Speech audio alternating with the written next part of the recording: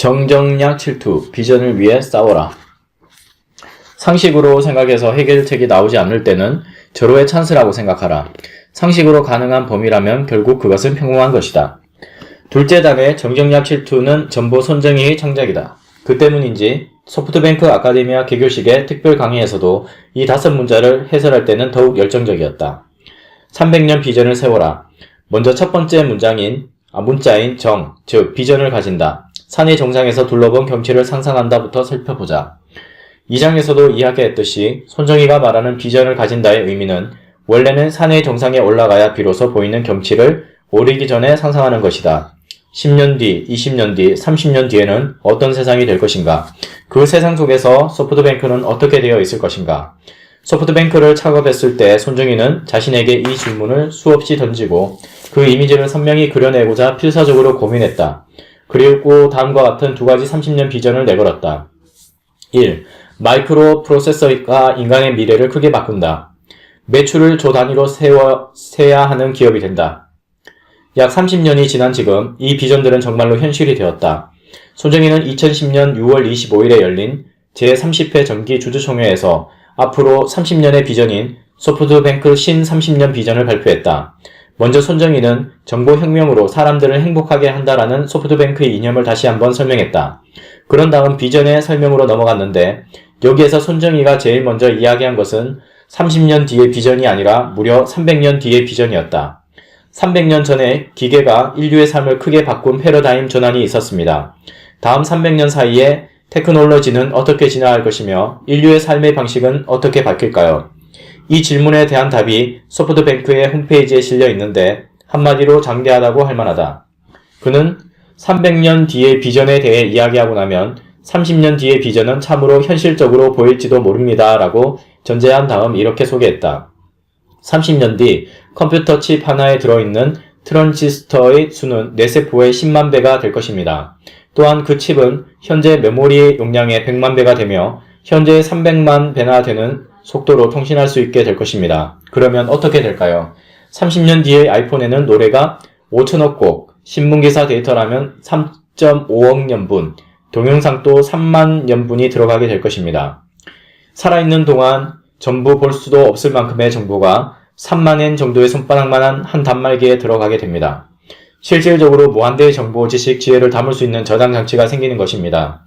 또한 음악은 1초에 30만 곡 분량의 데이터를 클라우드, 인터넷상의 대형 컴퓨터로부터 내려받을 수 있게 될 것입니다. 삶의 방식이 극적으로 변하는 것이죠. 그렇다면 삶의 방식이 구체적으로 어떻게 변할까? 손정희는 이렇게 말했다. 30년 뒤에는 안경이나 신발에도 처리 속도와 기억 용량 또는 통신 속도가 지금의 100만 배 정도 되는 칩이 들어갈 것입니다. 그렇게 되면 앞으로 53보 더 걸으십시오와 같이 건강관리를 해주는 신발이나 외국인이 하는 말을 자동으로 번역해서 영화 자막처럼 표시해주는 안경이 등장할지도 모릅니다. 한편 소프트뱅크 그룹은 30년 뒤에 5,000개사로 늘어나고 시가총액은 세계 10위 안에 들어가는 200조 엔에 달할 것이라고 한다. 손정희는 반드시 달성할 수 있고 달성해야 한다고 생각하고 있다. 이렇게 되었으면 좋겠다 같은 느슨한 마음가짐이 절대 아니다. 그의 비전이 대단한 점은 그 장대함도 물론이지만 반드시 달성할 목표와 명확한 최종 기한을 정하고 무슨 일이 있어도 달성하겠다는 강한 의지를 보인다는 데 있다. 참고로 소프트뱅크의 홈페이지에 나와 있는 해설의 마지막 부분에는 이렇게 적혀 있다. 이상이 소프트뱅크의 신 30년 비전입니다. 오직 이 한 가지를 위해 생각했습니다. 그리고 실행할 것입니다.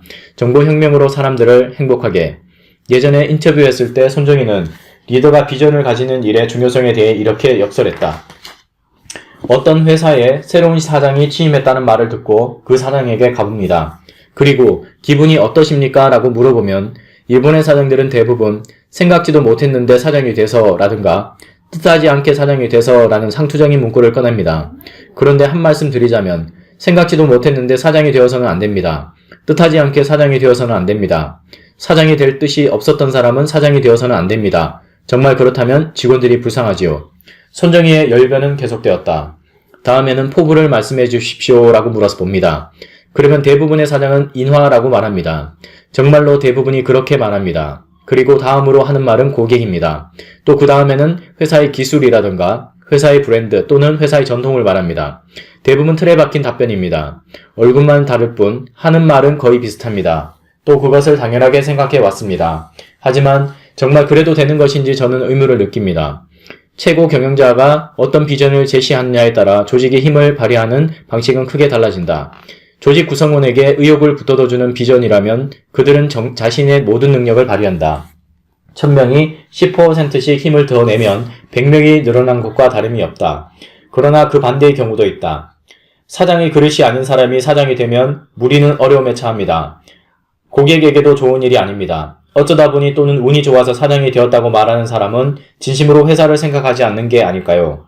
손정희는 소프트뱅크 아카데미아 개교식에 특별 강의에서도 이때의 발언과 같은 취지의 이야기를 했다. 뜻하지 않게 사장이 되었다면 그 부하들이 불쌍합니다. 어쩌다 보니 된 사장은 부하를 길거리로 내뭅니다. 그런 사람에게 비전이 있을 리가 없기 때문입니다. 비전은 갑자기 떠오르지 않습니다. 평소에 생각하고 또 생각하고 머리가 터지도록 생각해야 겨우 떠오릅니다. 2, 3일 정도 생각했더니 번쩍하고 떠오를 만큼 간단한 것이 아니라는 말입니다.